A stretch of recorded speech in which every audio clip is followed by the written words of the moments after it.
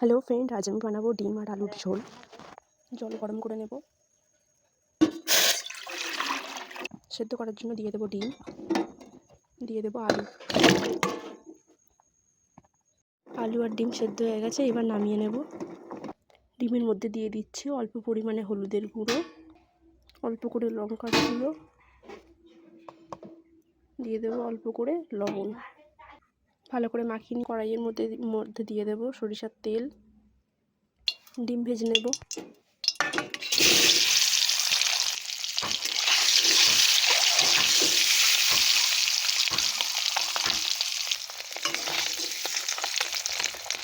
ডিম একটু লাল করে ভেজে নেব। ডিম ভাজা হয়ে গেছে, এবার তুলে নেব। এইবার সেদ্ধ করে রাখা আলু ভেজে নেব। অল্প করে লঙ্কার গুঁড়ো, হলুদের গুঁড়ো এবং লবণ দিয়ে ভেজে নেব।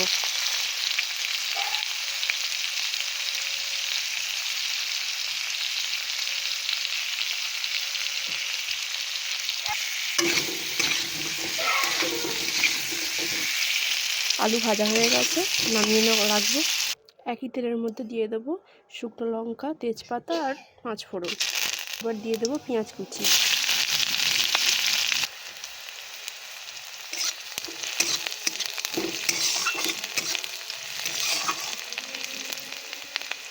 এবার দিয়ে দেবো কেটে রাখা টমেটো, দিয়ে দেবো স্বাদ অনুযায়ী লবণ।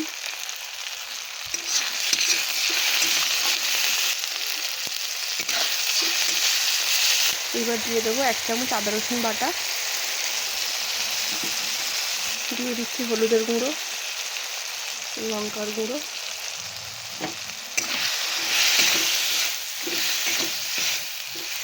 দিয়ে দেবো অল্প পরিমাণে জল। এর মধ্যে দিয়ে দেবো গুঁড়ো মশলা।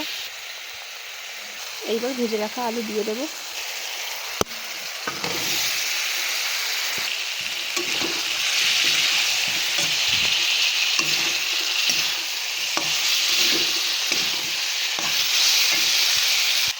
এইবার দিয়ে দেবো পরিমাণ মতো জল।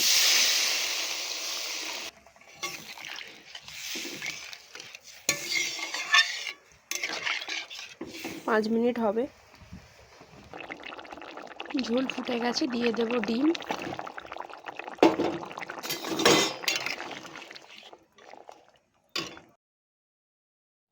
ডিমের ঝোল হয়ে গেছে, এর মধ্যে দিয়ে দেবো গরম মশলা আর ধনেপাতা।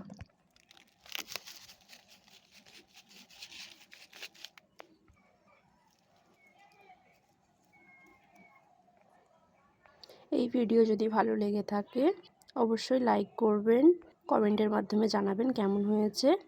নতুন ভিডিও দেখার জন্য ফেসবুক পেজ ফলো করে রাখবেন।